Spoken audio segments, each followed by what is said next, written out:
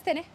చెప్పండి. ఎన్నేళ్ళ సంది ఈడ మెడికల్ షాప్ రన్ చేస్తున్నావు ఏంది? 34 ఇయర్స్. అమ్మా చాలా ఏండ్లు. అంటే మీ డాడీ వాళ్ళు నడిపించింది నువ్వు టేకప్ చేసుకున్నావు అనుకుంటా. సో ప్రచారానికి వస్తురా, లోపలికి వస్తురా నీ షాప్ల వరకు ఏమని అడుగుతురా? ఎన్ని నోట్లు ఉన్నాయి మీ ఇంట్లో? కామన్, మా ఇంట్లో 7 ఉన్నాయి. 7 ఉంటాయి. గట్టిగానే ఉంది అయితే ఫ్యామిలీ. 7 ఉన్నాయి, మా కమాండింగ్ ఫ్యామిలీ 7 ఉన్నాయి. Combined family. ఏమనుకుంటారన్న అంటే ఏ పార్టీ గెలిస్తే బాగుంటుంది అనుకుంటుర్రు? సో డెవలప్మెంట్ ఎట్లుండే అసలు ఇక్కడ బంజారాహిల్స్ నియోజకవర్గం? సిటీలో ఏముంటుందండి డెవలప్మెంట్, ఎప్పుడైనా అదే వాటర్ వస్తున్నాయి, అదే డ్రైనేజ్ వాటర్ కావడం వస్తుంది. అంటే ఏండ్ల సంది ఉంటున్నాను కదా, ఎప్పటి నుంచో ఉంది అంటున్నావు. నాయకులు మారినాయి, పార్టీలు మారినాయి, ఇప్పుడు ఒక 3 వస్తున్నాయి. సో 3 అసెంబ్లీ ఎలక్షన్స్లో మాగంటి గోపీనాథే విన్ అయినారు, దివంగత నేత ఆయన్నే విన్ అయినారు. సో ఆయన వరకు డెవలప్మెంట్ ఎట్లా చేసిండు? ఆయనకి సాధ్యమైనంత వరకు చేసిండా, చేయలేదా?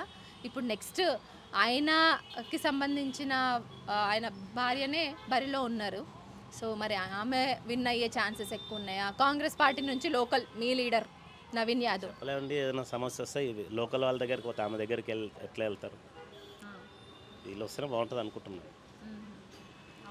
ఎందుకంటే ఆమెకు తెలియదు, బయట తిరగదు కదా. ఎవరన్నా సమస్య వచ్చినా ఆమె దగ్గరికి ఏమి వెళ్తారు? ఎందుకంటే రూలింగ్లో అది ఉంది కాబట్టి.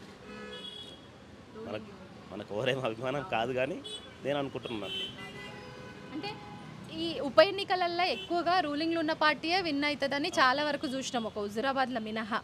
కానీ ఇక్కడ సానుభూతి అనుకోవచ్చు, నమ్మకంగా ఇంతకుముందు ఉన్న ఎమ్మెల్యేకి సంబంధించిన ఫ్యామిలీ మెంబర్స్కే టికెట్ ఇవ్వడం ఏం ప్లస్ కాదా?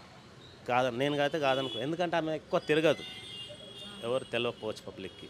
సానుభూతి ఏముందండి, ఇవ్వాలి ఎవరైనా చేయొచ్చు అని నా అభిప్రాయం.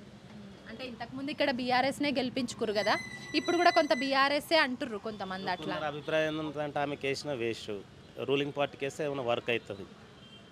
అట్లా ఏదైనా సమస్య వచ్చినా పక్కనే ఉంటారు, మాట్లాడవచ్చు.